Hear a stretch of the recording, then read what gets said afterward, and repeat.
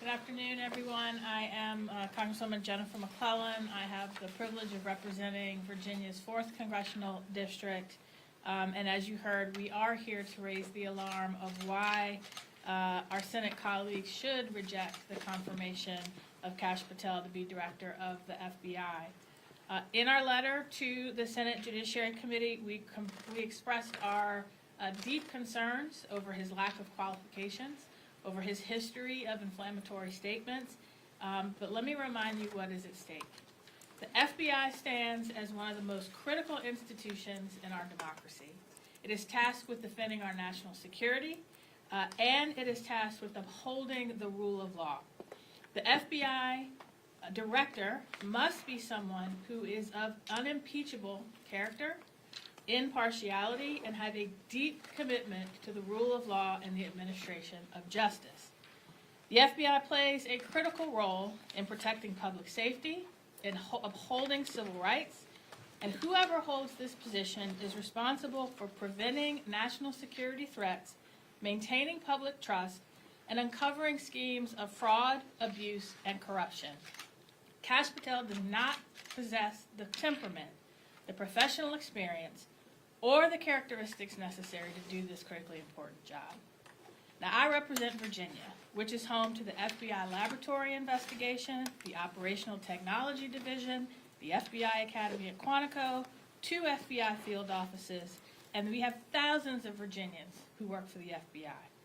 And those agents who serve our nation and uphold the rule of law throughout their careers deserve better for an FBI director than Kash Patel.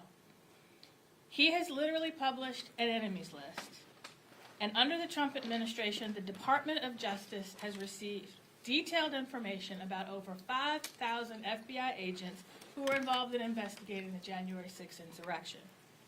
These brave men and women took an oath to protect and defend the Constitution of the United States from enemies foreign or domestic. And just last week, the wife of one of those FBI agents who lives in Richmond detailed the fear and anxiety that they now must endure in a letter to the editor to one of the local publications in my district. And here is what she wrote. The decision to publicly name and punish these professionals does not only put their lives at risk, but also endangers their spouses, children, and loved ones. The fear we now live with is profound. The loss of anonymity has placed us in the crosshairs of political extremism, making even the most basic aspects of going to work, sending our children to school, interacting in our own communities, fraught with risk. Is this really what America has come to? Where the wives and children and husbands and loved ones of those people who dedicate and risk their lives to keep us safe fear for their own?